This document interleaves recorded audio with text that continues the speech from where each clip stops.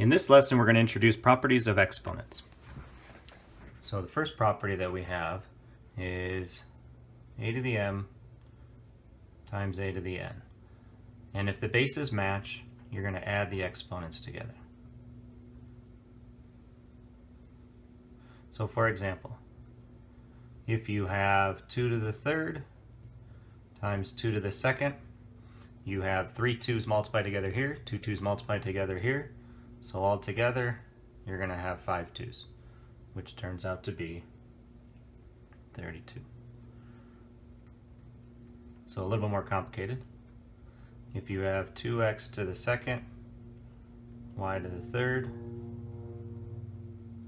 5x to the sixth, y to the 10th, and you need to multiply those two pieces together. The 2's and the 5, the 2 and the 5 will go together. If you didn't have the x's and y's, you would basically just be multiplying 2 times 5.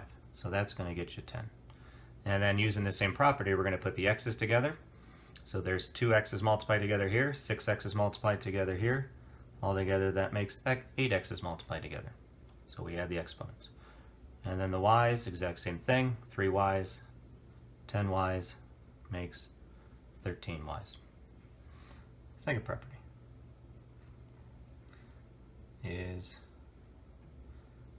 a to the m, but now it's going to be a power raised to a power.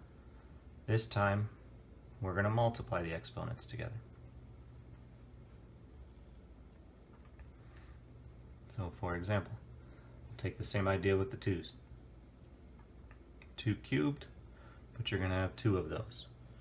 So a power raised to a power, you're going to multiply the exponents together. So 2 cubed, but having 2 of them becomes 2 to the 6th, which is going to get you 64. So definitely a different answer than this situation. Another example. X to the 4th to the 5th. Power raised to a power. You're going to multiply the exponents together. Sorry. So that'll be x to the 20th. Alright, next property is if you have multiple terms that are being raised to a power, that power is going to apply to both of them. Now some people will call it distribution, which is fine, but distribution, there's a certain type of situation that exponents don't distribute in, so I'll just kind of use the terminology of that the m, whatever that power is going to apply to both of them. So for example, if you have x squared y to the third, and then that is raised to the 5th, so you have 5 of these all multiplied together. Basically that 5 is going to apply to both of them, and since these are powers to powers, exactly that property right up there, you have x to the 10th, y to the 15th, because you'll be multiplying your exponents. Another one. If you have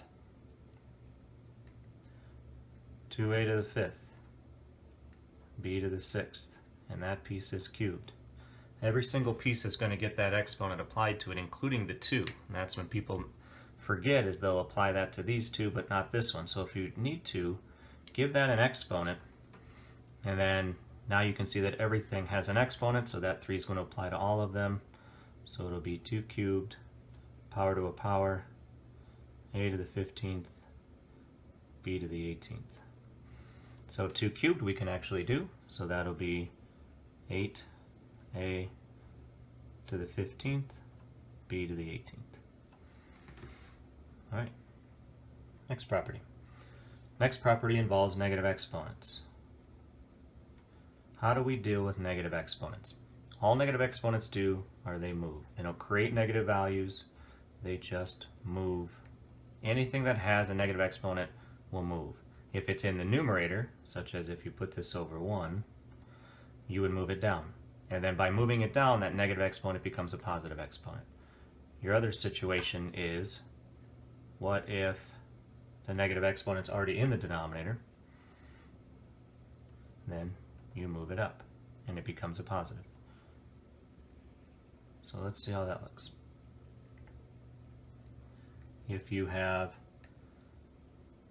2 to the negative 3, Negative exponents do not make negative numbers. All they do is move. So if you need to, we'll put it over 1. And anything with a negative exponent will come down. So that term will come down. So it'll become a 1 over 2 to the positive 3, which is 1 over 8. Alright, so if you already have a value in the denominator, let's say it's 1 over 2 to the negative 4, and here's your negative exponent, it comes up. So if it comes up, the 2 to the negative 4 becomes a positive 4. You don't have anything left in the denominator, so you don't have to put it over 1, and that becomes 16. So one more of these. If you had 2x to the negative 2, y to the 5th over z to the negative 6. Anything with a negative exponent moves. So this has a negative exponent. The 2 does not have a negative exponent. The y does not have a negative exponent. So that piece will move down. This has a negative exponent. This piece will move up. So only negative exponents move. If this were in parentheses, then the 2 would move with it. But the 2 does not have a negative exponent on it. So 2 stays. The y to the 5th stays. And the x goes down, and the negative 2 becomes a positive 2. The z goes up, and the negative 6 power becomes a positive. All right, one more property.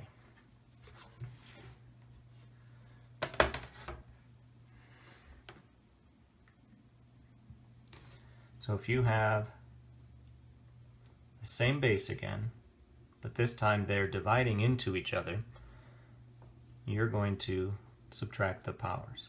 Now that's technically the property. I do it a little bit different to see if whichever one works. So if you have 2 to the 5th over 2 to the 3rd, the bases match, so you can subtract the powers. So if you subtract them, you'll have a 5 minus 3, which will become 2 squared, and that will multiply out to 4. Now I look at it a little bit different. 2 to the 5th and 2 to the 3rd is 2 to the 5th is 5 2's on top and 3 2's on the bottom. And I can reduce my fraction or simplify my fraction. Those will cancel, those will cancel, those will cancel. I'm left with 2 2's on the top. So I don't even write this out. I look at it as I have common 2's. I have more 2's on top by 2. So 3 of these will cancel 3 of those and leave me with 2, which will also become 4. So let me show that again. So I like it a lot when it goes to this type of problem. If you have a 2 to the 4th over 2 to the 7th, the property is you're going to do a 4 minus 7, which is fine. But then you're going to get a negative exponent, and we just learned on the last property, negative exponents, you're going to have to move it. So this is going to move down and become a positive 3 once we move it down, and then I have to multiply the 2's through. I believe there's a little bit of an easier way. So we have 2 to the 4th, 2 to the 7th, that's a 7. And I just look at where do I have more 2's? I have more 2's by 3 in the denominator.